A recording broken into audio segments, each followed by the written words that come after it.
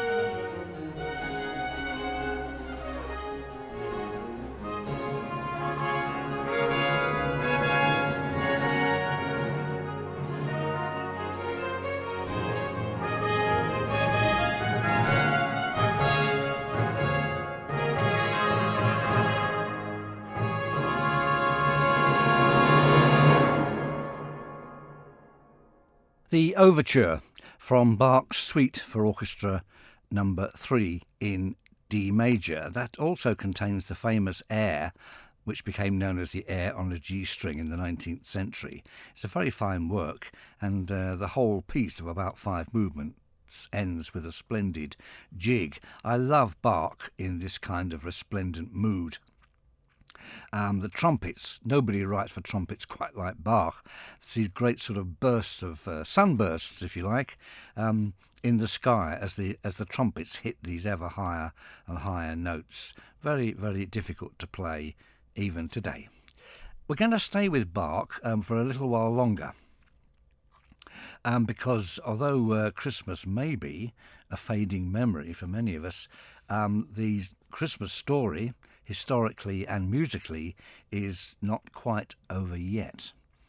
I'm talking, of course, about Bach's great Christmas oratorio, which is not an oratorio in the sort of Handel Messiah sense at all. It's basically made up of 6 individual cantatas, each one to be performed on a different day during the Christmas period. So the first cantata deals with the birth of Jesus, the second with the Annunciation of the Shepherds, the third with the Adoration of the Shepherds, the fourth cantata deals with the circumcision of Jesus, the fifth with the journey of the Magi, and the sixth cantata, the Adoration of the Magi. So I'm going to play the opening chorus to the fifth cantata, the one that deals with the journey of the Magi. It's a very fine opening chorus, quite sort of pastoral in nature. No trumpets and drums here. It's scored very likely for 2 oboes d'amore, a kind of a lower pitched, sweeter sounding oboe than the modern orchestral oboe, and strings. And the words of the chorus, "Glory to thee, God," to be sung now.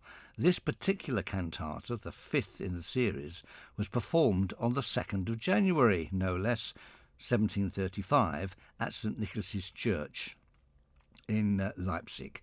So here's the opening chorus then, "Glory to thee, God," to be sung now, from the 5th of the 6 cantatas that make up Bach's Christmas oratorio.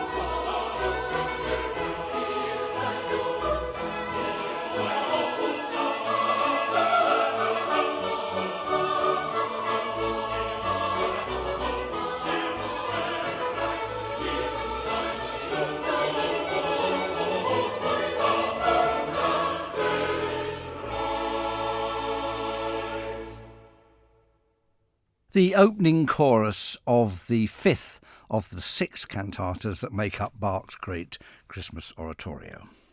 And I'm going to play three excerpts from one of the least known pieces of music, an oratorio in fact, dealing with the Christmas story. This is Berlioz, The Infancy of Christ. It's not often performed, although those that know it and love it admire it greatly. It's a very subtle work. It's not like some of Berlioz's other sacred works, such as the Le Grand Mass des Morts, the Requiem. And of course, it's not at all like the operas. It's much more subdued and contemplative. And perhaps for that reason doesn't get as many performances as it should, but it's a very beautiful piece. I'm going to play, I say, three pieces, two which are probably not very familiar to you, and one which is certainly very familiar indeed, in fact I suspect you may have heard it a few times over the Christmas period. Well, as I say, the Infancy of Christ deals with Herod, and the slaughter of the innocents and the persecution of the Holy Family, the flight of the Holy Family into Egypt and their arrival in Sais. The Herod dynasty, perhaps in the words of the comedian Terry Thomas, were an absolute shower. There's very little to be said about them that's at all positive. Herod the Great was appointed king of the Jews by Rome. He wasn't Jewish. The whole dynasty were Edomian from the area of Edom, south of Palestine, near what today is the Negev area. He did rebuild a sanctuary in Jerusalem, and Jesus was born during the last years of his reign. Even if the slaughter of the innocents didn't take place, and some biblical scholars seriously doubt that it did, nevertheless, the Herod dynasty killed plenty of people, including many of their own family.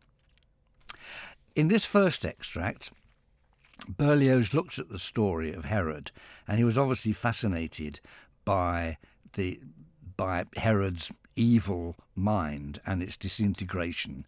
Herod, of course, was seriously concerned that another king of the Jews might be about to appear, and he consulted his astrologers and soothsayers.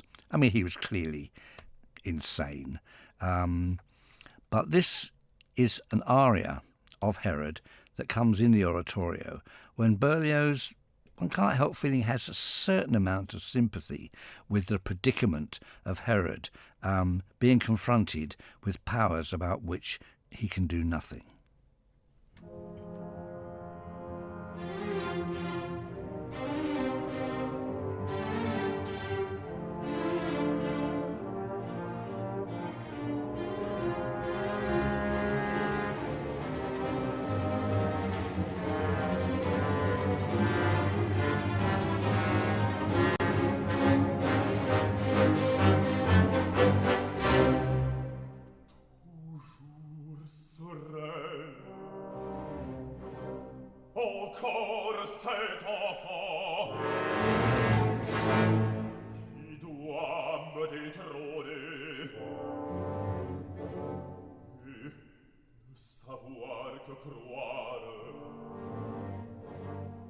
Ce présage menaçant pour ma vie et ma gloire.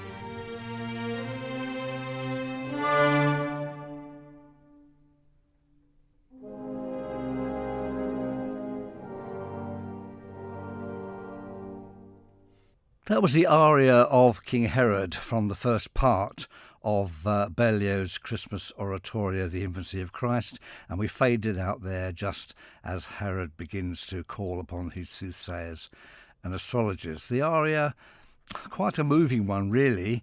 Even with such a despicable character as Herod, he contemplates there the misery of kings, as he says, born to reign but not to live. Well, it's his own fault, if you ask me. Let's move away from Herod now and move into the second part of this wonderful oratorio. This deals with the flight to Egypt. So here's an orchestral interlude, a kind of prelude to the second part of the oratorio. And I think it's peaceful, very pastoral. I can imagine sort of starlit nights over the Egyptian desert.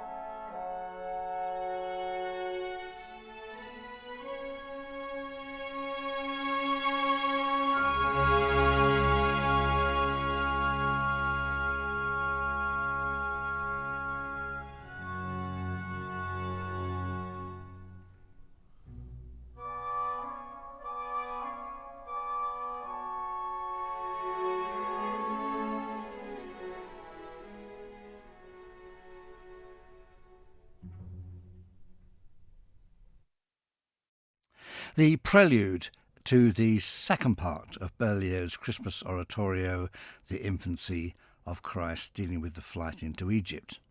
Now I promised you one piece which you'll know very well indeed. This is the famous Shepherd's Farewell to the Holy Family as they depart for Egypt. Now, there's a story, an anecdote, it may even be true, that Berlioz wrote this piece before he was even considering writing an oratorio on the subject of the Holy Family. And he was sitting in a cafe in Paris, as you do, and scribbled down this piece, or the bare bones of it, on the back of a menu. Now, it's a typical Berliozian story, that, but it may have an element of truth. Anyway, he liked the piece so much that he then decided to build a whole oratorio around it. Well, it's a nice story, and it is a lovely piece. The Shepherd's Farewell.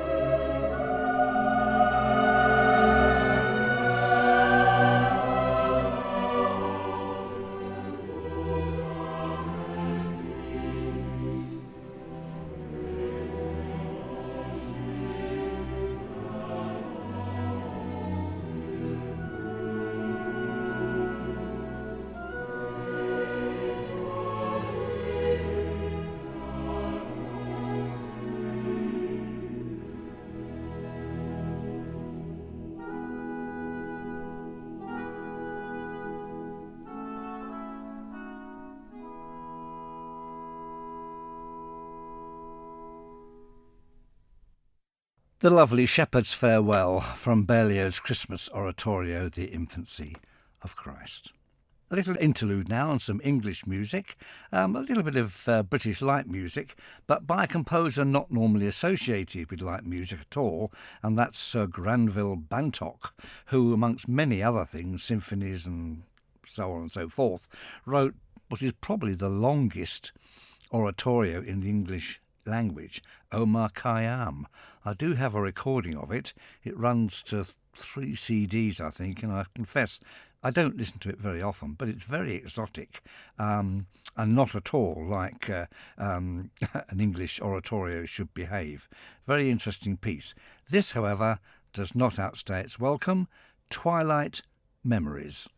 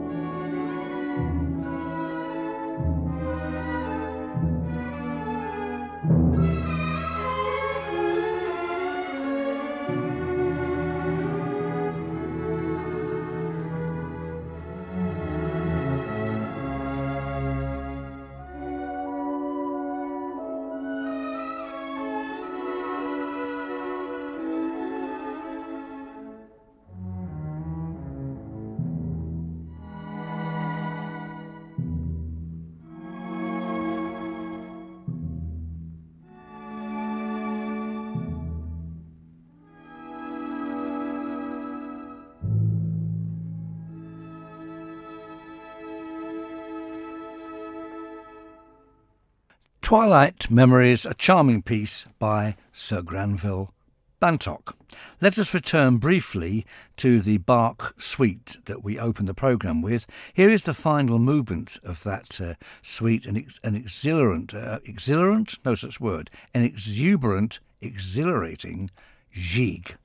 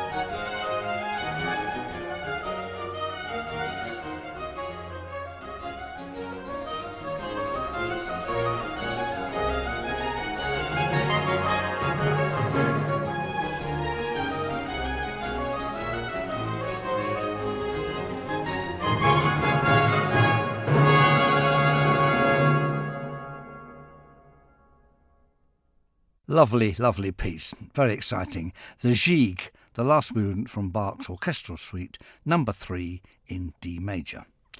And that brings us to the end of the programme, or very nearly. I have something interesting to act as a play out today, something that you probably expect to hear at this time of year, but nevertheless, as well known as it is, it's always a pleasure to hear it. Before then, I hope you've enjoyed my selection. A little bit unusual, but a few loose ends to tie up with the Christmas story, but I can guarantee no more Christmas music until next Christmas.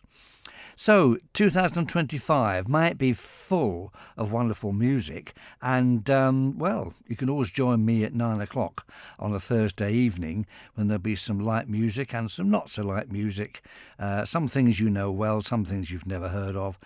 What can I say?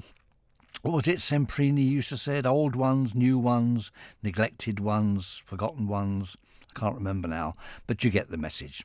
So to play us out with, Waldteufel, the Skater's Waltz. Goodbye.